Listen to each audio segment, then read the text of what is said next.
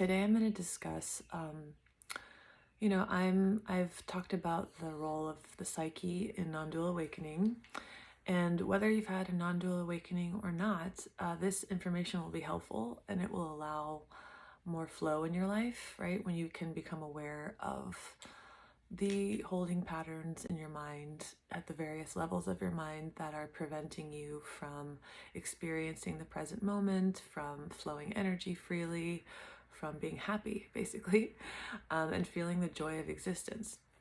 So every time, the mind is kind of gridlocked in ideas and kind of like neural wiring, right? We have these networks of ego strategies, and every time we see one, the mind opens to more light coming through, more unobstructed light, right? So that we can incarnate consciously.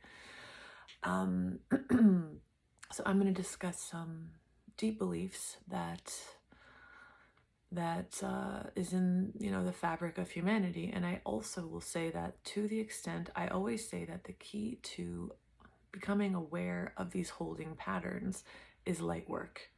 Okay, it's meditating with your body and heart, feeling love.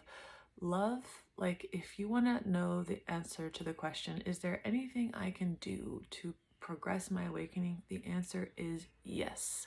I don't believe that it's just a preset thing that's going to unfold. It's something that if you are called, if what I'm saying resonates with you and you are called to be more active in your awakening, that spirit itself, that is the one being, right? Seeking itself.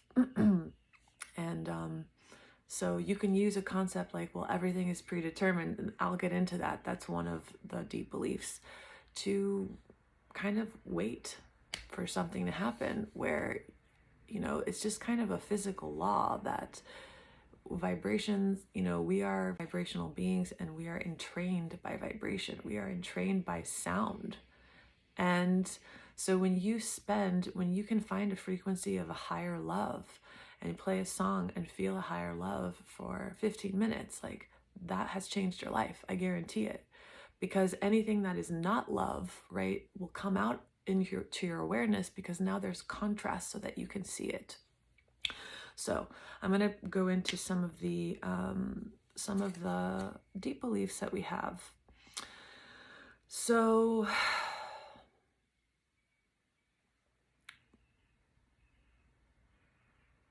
where do I want to start? Okay, here's a good one. I am evil. Now, this might surprise you. You might say, well, I don't believe I'm evil, right? I honestly don't believe that, but it's kind of in the fabric of our human conditioning, and it's part of religious conditioning to believe that the body is evil, that being female is evil, maybe. That could be an iteration of the thought, being female is evil. How many lifetimes of, right, not so long ago, a woman having an orgasm was considered hysteria or psychosis. So there's in the fabric of our humanity, there's a belief that being female is evil. But just the fact that I am evil, and the way that could be showing up for you, the level that you could be aware of possibly, is a constant sense of guilt. So if you are a person who cannot forgive yourself for anything, right? Oh my God, I told a lie. Oh my gosh, I hurt that person. I raised my voice, and you let it kind of shame. Like, you do this ascetic thing where you punish yourself. And by the way, you could punish yourself by over-exercising. You could punish yourself by fasting too much, right? You want to get really aware of the energy that you're moving from, right? It's not about what you're doing. It's about the energy that's moving you, what's moving through you. And the only way to be aware of that is to be aware of love, and to be aware of stillness. And whether you've had an intense awakening or not, it doesn't matter, because of vibration, the law of vibration. You can listen to silence and become familiar with it, and you can listen and you can feel love. and become familiar with it. And therefore, everything that is not those things will stick out to you. So I am evil. You know, how else could that be showing up for you? It could be showing up for you. So a thought that could be related to it could be, healing will never work for me. I will never heal. So if you're the kind of person who has tried to heal, you know, whether it's a physical thing, whether it's metaphysical stuff, whether it's you're trying to change your life and it doesn't change anything, and you continuously find yourself disappointed, ask yourself if you might believe this, like, it will never work for me. And then I would add, if you find that in yourself, it will never work for me because I'm a piece of shit, because I'm stupid, because I can't make decisions, because I'm still 3 years old and I'm waiting for my mom and dad to make decisions for me. See what comes out. See what comes out, because it's simple to say, like, just be deeply relaxed with what is. And yeah, if you ponder the fact that, you know, you are not a separate self and you are life itself unfolding, and for the evolution of all that is, nothing that has ever happened in your life has been wrong. It has just been an unfoldment of life. And that's true forgiveness when you deeply see that. But if that's not you, be real, right? If that's not where you are, like, there might be deeper levels of your mind that are holding on to self-pity or guilt, partly because you believe it will get you something. Okay, so that thought, I will never heal because I am not worthy to heal. I am not worthy to get out of this situation because I'm. And let me tell you that one of the most prevalent things that I see in human beings, in myself, in the fabric of humanity, I've had really intense awakenings, so I've seen very deep layers of the human mind. And so I have no judgment whatsoever. I have no judgment if you find in your mind, well, I don't deserve to heal because I was a Nazi and I killed children. Well, guess what? We're life. We've all been and done and expressed as everything. You know, there's no reason why forgiveness can't be a reality, right? And forgiveness, again, is the realization that you didn't do anything, because there is no separate you to do anything. So there's life unfolding, and a deep seeing of that, it makes it impossible for you to blame yourself, right? But still, if there's a holding on, right, if you're still holding on to self-blame, and I saw this with a client yesterday, if you're still holding on to self-blame, right, it's my fault that my children are this way, it's my fault that my children are suffering, that my children aren't happy. What's underneath that? What belief is underneath that? Well, I believe I'm separate. I believe that I created my children, right? When the truth is, I just gave birth to them. I did not create them. No human being, right, as a human body creates anything. The consciousness that is in the human body, that is occupying the human body, flows energy and focuses, but you did not give birth. You did not create your children. Right? Your consciousness, part of your consciousness was part of the co-creation of bringing it into the world, but a soul is a soul, and it has stuff that it's going to experience, right? But why would it be a payoff for you to hold on to guilt? Ask yourself that. Why do I hold on? What do I get from holding on to guilt? What do I get from holding on to guilt? Maybe, it makes me feel important. Maybe if I'm always telling myself how bad I am, it makes me feel like I exist. Maybe if I stopped hating myself and blaming myself, and that's a kind of arrogance in a way, a kind of self-importance, maybe if I stopped hating myself and berating myself, I would cease to exist, right? The fear of non-existence. But the truth is, yes, your hateful self would cease to exist, and what would take its place is peace and joy. But there's we hold on to the identities of our separate self. We believe that thinking we're evil, that remaining guilty, that Remaining in low levels of energy will get us what we want, which is ultimately to be the separate self wants to be approved of by God because it believes it's separate from God. So these are all things to consider in yourself. How might the thought, I am evil, or I will never heal, or I am not worthy of healing because, and let a specific, maybe it's a specific iteration. You might see a past life where, and when I say past life, a past life may very well not be an actual past life. It might be a metaphor to allow you to accept something at a deep level, right? So you might see yourself trafficking children in China 200 years ago. And now that you have touched that level, now that you've been that real with yourself and realized like, okay, that's actually the level of guilt I actually have, and I'm actually touching it and making contact with it. Now I'm no longer running from it, and I can replace it with a higher idea. What's the truth? The truth is that we are all co-creating together, that you cannot blame any one thing for anything. And so what's the point of keeping yourself in low energy when the greatest and most maximal service you could offer humanity is to be in the present moment and to forgive yourself, which is actually forgiving all of the unconsciousness of humanity, because it's not personal to you. We are one in divinity and we are one in humanity. And so every time you deeply allow yourself to feel love, our total allowance for an aspect of you, you have healed the whole grid in a sense. So another deep one is, this is my fate, right? It's my fate, it's my karma to stay in this situation. And let me tell you I'm going to nuance like an explanation of, well, on the one hand, everything is unfolding. I don't exist as a separate self. But when you really realize that you are not separate, you feel like the divine will and your will are one, right? And so in a way, you do have free will, because the true you is life, and life is creating, and that's what you really are. And so when you believe, well, this is my fate, well, the separate self doesn't exist. The separate self doesn't exist. So how can that be true?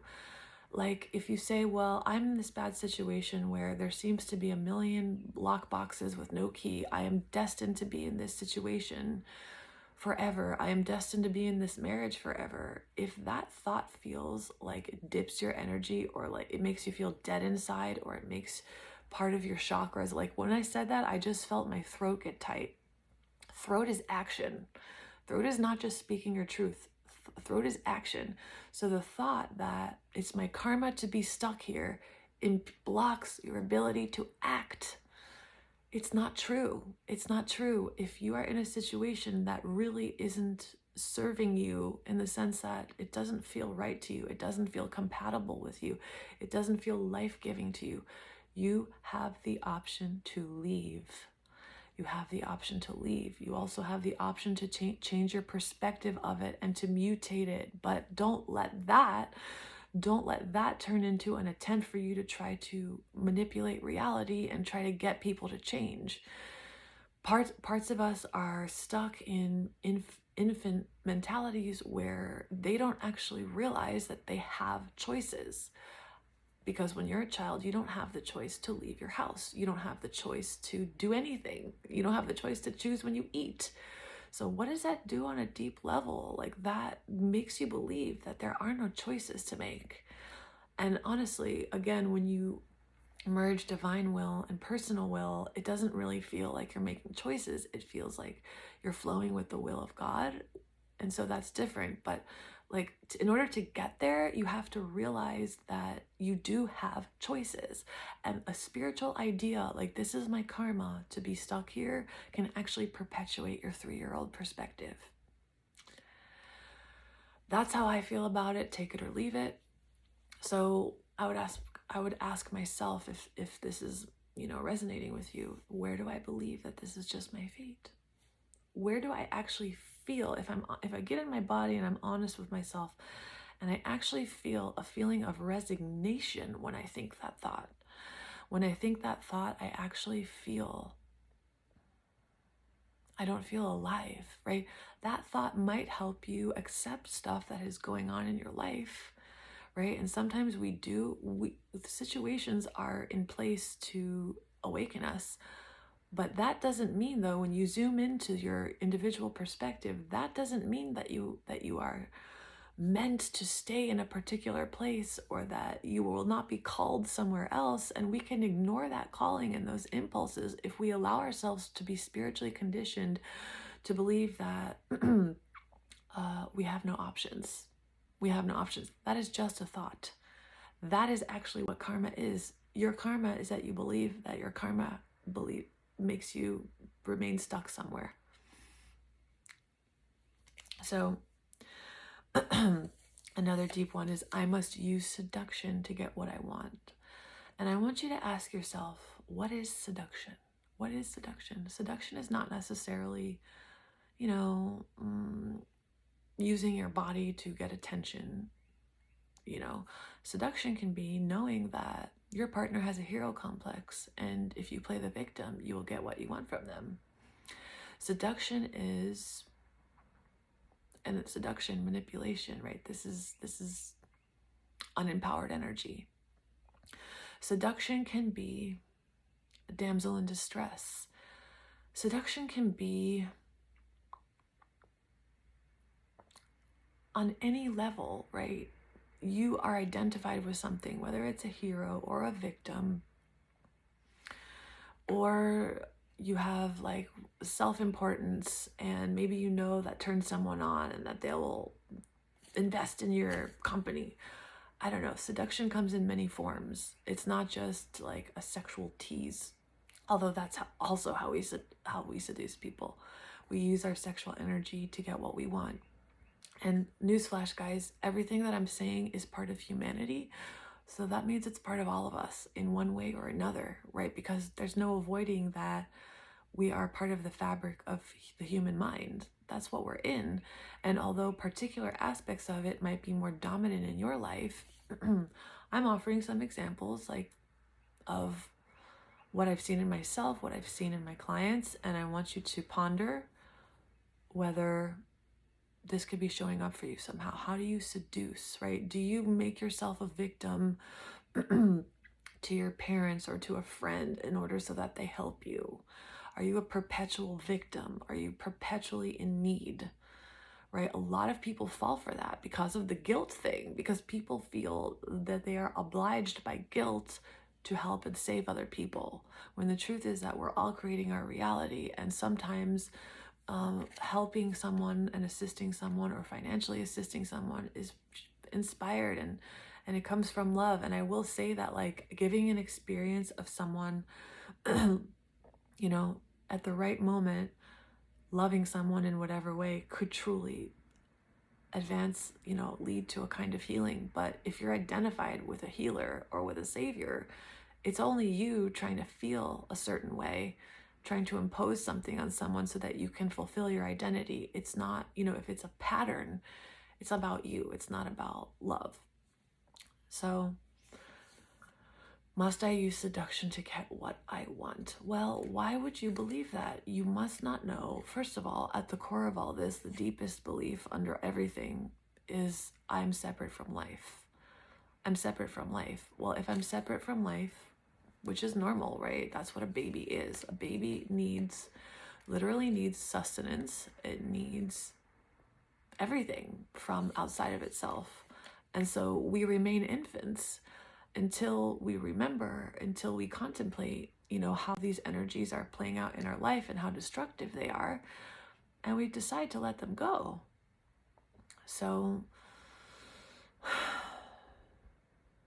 a big part of, spiritual awakening is just growing up, right? Growing up out of a 2-year-old perspective. So again, while a child believes like it is separate from life, we don't necessarily come with, unless we come into this world with some level of realization, we don't know like that we are all of life, right? So have compassion for yourself. We don't know that we are all of life. So how are we supposed to know that we're not supposed to compete and manipulate and suffer and play a victim and seduce in order to get what we want. That's all that occurs to the separate self. That's the level of consciousness that it has. And there's higher expressions of the ego. The ego, like, it has some level of intuition, because if it didn't, it would never suspect that there's a possibility to awaken. It would never suspect that there's a possibility that there's something beyond it. But for the most part, when it comes to relationships, when it comes to finances, when it comes to surviving in the world, it utilizes all these masks and identities to try to manipulate the environment. And so when, in a spiritual teaching, when it's like, well, the practice is stop manipulating, stop trying to control. Well, that's easy if you realize on a conscious level that you try to control people by giving them advice, by trying to change how they feel so you don't feel their emotions, by trying to fix or help someone. But there's deeper layers of, you deeply don't trust life. You deeply don't believe that you will be cared for, or that that you can thrive being who you are. So you have picked up all of these strategies to try to get what you want. And the thing is, if you don't become aware of these things, the amount of light that can pass through the mental body is limited, because there's still an idea there that I'm separate. And so I'm going to keep these neural networks of manipulation and control, right? But when you see, like, oh, I have a lot of usury energy. I'm actually only have this friendship just because I want something from them, whether it's attention, whether it's to feel like I have a mother figure, whether it's to financial help, whatever it is, like, that begins to feel unsatisfactory to you, because if you have a deep desire to be free and to be empowered, even on an individual level, you're not going to want to play with that anymore. You just don't want it anymore. It's not interesting anymore, right? So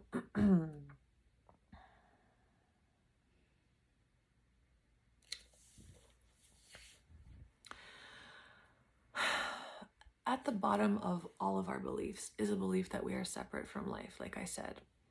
But what I've noticed is that, there's a teaching, well, if you just go right to the root, right, which is I'm a separate self, and I try to pull that weed out, it doesn't really work, because you have to see the individual iterations of it in order for you to truly have access to that core belief that I am separate from life. Because you have to give the separate self levels of relaxation in order to be able to relax enough to have the realization that, oh, at the bottom of all this is a belief that I am separate. So you have to see. I have personally seen people teach that teaching, but yet I sense that all those manipulation techniques are still in their aura, or they're still behaving that way, because there is value to addressing it on the individual psychological level. Like, so I'm technically, there's no separate self, but there's a separate self ego creating my reality with its beliefs. So if I believe I must use seduction to get what I want, I might realize that I'm not separate from life, but then I show up in a relationship and I'm teasing someone to get what I want, or I'm playing the victim to get what I want. Or, right? So be real with yourself, watch yourself, right? And of course, the first step to being able to do any of this is you have to be disidentified from your mind. That's step one. Going beyond the mind is step one in spiritual awakening, to the witness consciousness, being the witness. And being the witness has different levels of intensity. There's just a feeling of like you're kind of in your head watching another part of your head that's towards the front of your head. Or there's the witness where you actually feel like you're out of your body, right? That you're not a body, and you're witnessing the body, and you're witnessing the ego. Many spiritual meditation techniques try to cultivate or enhance the witness, and that might be something that you want to do. I don't teach that, because I never did practices to do that, because for me it was spontaneous. So honestly, I can't teach that unless I channel a method or something. I can't teach that. So Adyashanti is a great teacher of that. Eckhart is a great teacher of that, even though his was spontaneous, right? The energy of his transmission actually helps lead to that state of being.